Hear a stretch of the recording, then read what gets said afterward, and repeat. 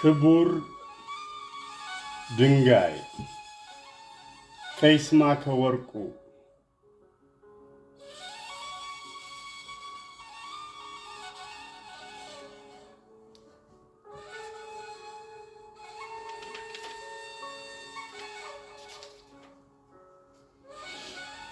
ምዕራፍ 7 ክፍል 10ን እንደዚህ ያነብላችኋለሁ።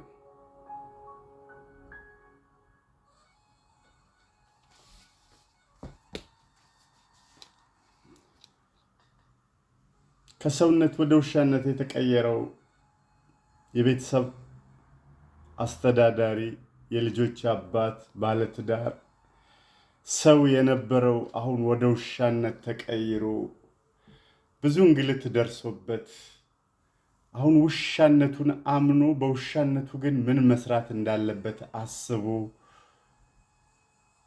ሰላይ መሆኑን መርጦ አሁን ወደ ቤተ መንግስት ለመግባትና የመንግስትን ምርጥ የሆኑ መረጃዎችን ለመሰለል ወስኖ ጉዞውን ጀምሮ ነው ባለፈው ያቆምነው።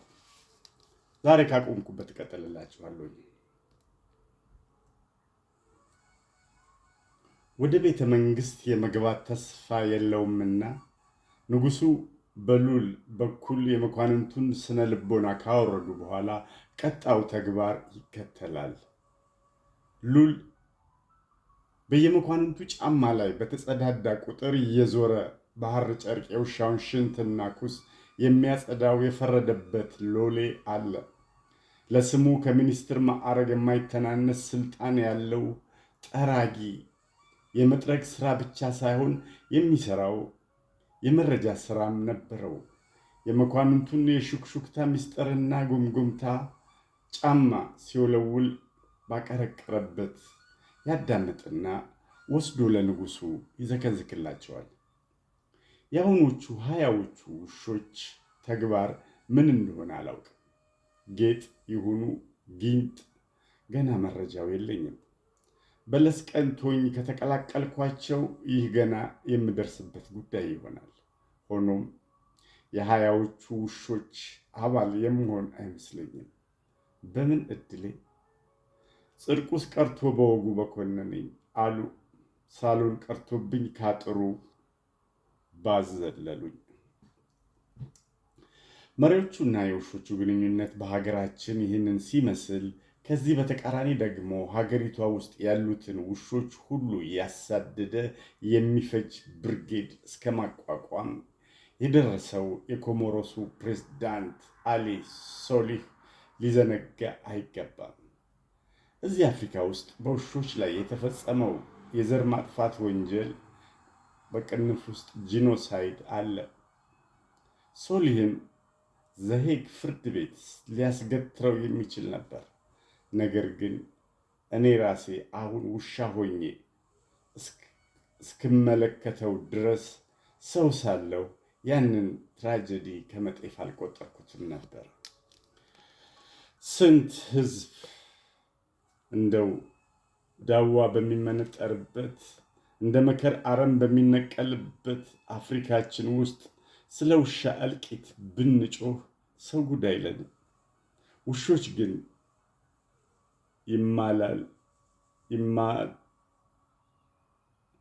ይማሰላሉ። ተንቆርጠጠው ወደ ሰማይ አፋቸውን አሞጥሙጠው አው የሚሉት የኮሞሮሱን የጓደኞቻቸውን እልቂት ለፈጣሪ እያሳሰቡ ይሆን?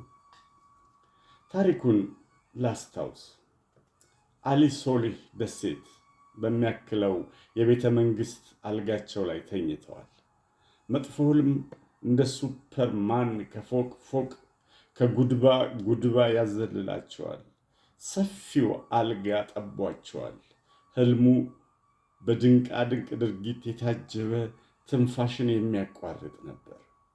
አንድ ድንክ አንበሳ በሚመስል ውሻው የታጀበ ሰውዬ ፕሬዝዳንት ሶሊህን ያሳድዳቸዋል።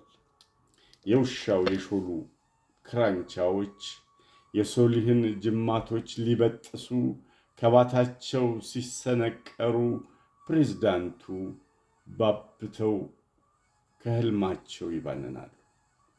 ፕሬዝዳንቱ ይህን ግብግብ ህልም መሆኑን ያወቁት በላባቸው እየዋኙ ከነቁ በኋላ ነበር። ህልሙን ለማባረር ብራንዲያቸውን ቀርተው ከጨለጡ በኋላ አንድ አዋጅ ያወጣሉ። የፕሬዝዳንቱ አዋጅ በመላው ኮሞሮስ በሚገኙ ውሾች በአስቸኳይ እንዲረሸኑ ጥብቅ ትዕዛዝ የሚሰጥ ነበር። በነጋታው የወጣቶች ውሻ ገዳይ ብርጌድ ተቋቁሞ በዛው ዕለት በመቶዎች የሚቆጠሩ ውሾች አለቁ። አገዳደሉ ናዚዎች በእስራኤሎች ላይ እንደፈጸሙት የግድያ ስልት ማገዶ ቆጣቢ እንዲሆን ተደርጎ በጥቂት ማገዶ ብዙ ውሾች እንዲሞቱ ተደረገ። አይ አፍሪካ፣ ስንት ጅሎች እስከ መቼ ያጃጅሉሽ ይሆን? ጅሎቹ ሱፍ ደንቅረው በፕሮቶኮል ተጠብቀው ሲታዩ ልዕለሰብ ሱፐርማን ይመስላሉ። እነሱ ያለ እነሱ አዋቂ ያለ አይመስላቸውም። እኛም የሚያወልቁልን ይመስለናል። ውስጣቸው ግን ባዶ ባዶ መሆኑን የኮሞሮስ ውሾች ተገንዝበዋል። በህልም ባዩት አንድ ተናካሽ ውሻ ምክንያት አዋጅ አውጥተዋል። መላው የአገሪቱ ውሾች ፕሬዝዳንት ሶሊህ ጨርሰዋል። ይህ ድርጊት የሌሎችን ጓደኞቻቸው መገለጫ ነው። ለጥቂት ደቂቃዎች ጸለይኩ። የውሻ ጸሎት። የኛውንም ሰውዬ በህልማቸው ውሻ እንዳያባረራቸው ጸለይኩላቸው። ካባረራቸው እኛ ውሾች አበቃልን፣ በቃ አለቀልን፣ በቃ። የኛው ሰውዬ አንድ ሰው ለማሰር አዋጅ እንደሚያረቁ ህጋዊ ለማስመሰልም በፓርላማ እንደሚያጸድቁ በትግል ጓደኞቻቸው ሳይቀር ይታማሉ። ለማንኛውም ወደ 4 ኪሎ ለመሄድ ቆርጫለሁ። እነ ጌሊን የምሰናበትበት ቀን ተቃርቧል። ምዕራፍ 8 ክፍል 10። ጊሌን ለመጨረሻ ጊዜ ተመለከትኳት። ውሻ ባልሆን ኖሮ እንባዬ ባይኔ ይንቆረዘዝ ነበር።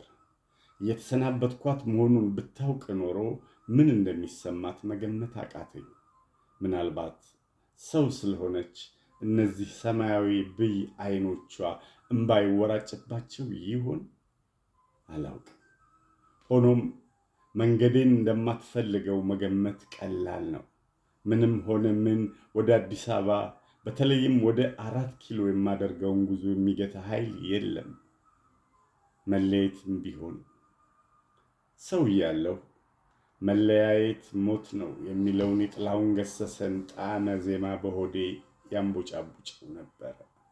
አንደበቴ የሰው ልጅ ቋንቋ መናገር ቢችል ጉሮሮዬም የሰው ልጅ ዜማ የሚያንቆረቁር ቢሆን ኖሮ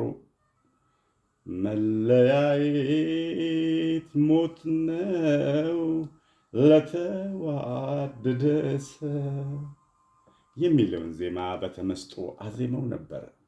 መለያየቱ ሲፈስ እንደሚገፋው መርግ ከባድ መሆኑን ለመጀመሪያ ጊዜ ተረዳሁ። የነፍሴን ጫንቃ አጎበጣት። የእግሬን ቋንጃ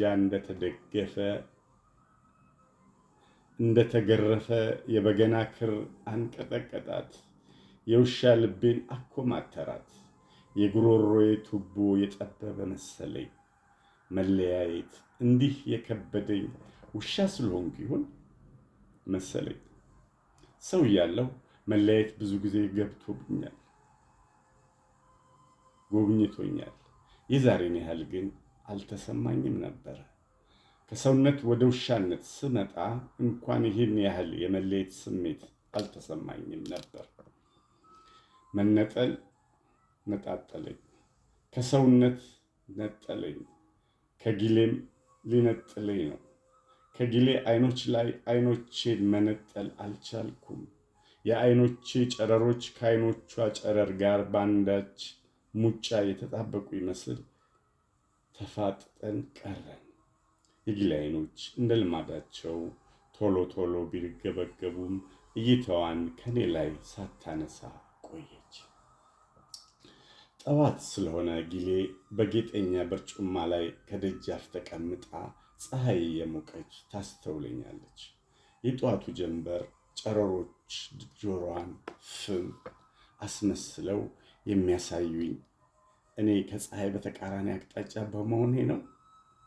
ለመጥቆር የፈለገች ይመስል ዘወትር ጠዋት ጠዋት በፀሐይ ትለበለባለች። ግሪኮች ኢትዮጵያውያንን በርንት ፌስ ያሉን ፀሐይ እየሞቅን ተለብልበን የጠቆረን መስሏት እኛን ለመምሰል እየሞከረች እንዳልሆነ እርግጠኛ ነን። ጊሌ እንዲህ አይነት ቂላቂል የሆነች ሴት አይደለችም። መሐንዲስ ከመሆኗም በላይ ብዙ የማንበብ ብቃት ያላት ሴት ናት። እናም የግሪኮችን ሚት በንባብ ታውቀው ይሆናል። በግሪክ ሚት ኢትዮጵያዊው በፀሐይ ጥግ በመንኮራኩር ሲያልፍ መጥቆሩን የሚያቅተውን ክፍል ስታነበው ኢትዮጵያዊው በፀሐይ ጥግ በመንኮራኩሩ ሲያልፍ መጥቆሩን የሚያትተውን ክፍል ሳታነበው አትቀርም። ያሁኑ የናሳ መንኮራኩር ግን እንኳን በፀሐይ ጥግ ሊያልፍ ይቅርና ጨረቃን ለመርገጥም አሳሩን ነው የሚያየው። ምንኛ ታላቅ ስም ነበርን! ታላቅነታችንን ከኛ ይልቅ ባዕዳን ሳይረዱት አይቀሩም። ከርሞ ጥጃ እንዲሉ እያደርን እየኮሰመንን ነው። ከሀገራችን መሬት ላይ ብቻ ሳይሆን ከአእምሯችንም ላይም የተቆረሰ ነገር ሳይኖር አይቀርም። ህልምም ትልምም የለንም። የውሃ ላይ ኩበት ማዕበል እንደፈለገው የሚያንጓልለን ኢትዮጵያውያን ጥቅመኛ እንደፈለገ ያንጓልላታል። ነፋስ እንደሚነዳው የደረቅ ቅጠል ከነፋሱ ፈቃድ ውጭ የራሱ ፈቃድ እንደሌለው እንዲሁ ኢትዮጵያም የራሷ ፈቃድ የላትም። መንገዷን መንገደኛ ይጠርግላታል። የራሷ ዱካ በቅጥረኞች ዱካ ተተምትሟል። ማንም የፈለገውን ቀኖና ኦር አይዲዮሎጂ እንደ ጨቅላ እጁን ደቅኖ እስኪያስመልሳት ይግታታል። ሕፃኑ የማስመለስ አቅም ሲኖረው፣ እርሷ ግን ይህንን አቅም አታገኝም። እንደ ከሳች ላም ወደ ፈለገው እየነዳ የምትፈልገውን ሳይሆን የሚፈልገውን ያስግጣታል። የጋጠችውን የማመስኳት አቅም እንኳን የላትም። እንደ ዋዥማ ነፍቶ እስኪገላት ተጎጥራ ትንገላጀጃለች። የጎጠራት ቢያስገሳት እንኳን ሌላ ተረኛ ይጎጥራታል። ጎጣሪ ለጎጣሪ የተቀባበሉ ሊጎጥሯት፣ ፈጣሪ ግን ለሌላ ፈጣሪ አላስረከባትም። የራስሽ ጉዳይ ያላት ይመስላል። ክፍል 10ን ዛሬ በዚሁ ላብቃላችሁ። የሚቀጥለውን ክፍል በሚቀጥለው ይዤ እመጣለሁ። አመሰግናለሁ። እግዚአብሔር ይስጥልኝ።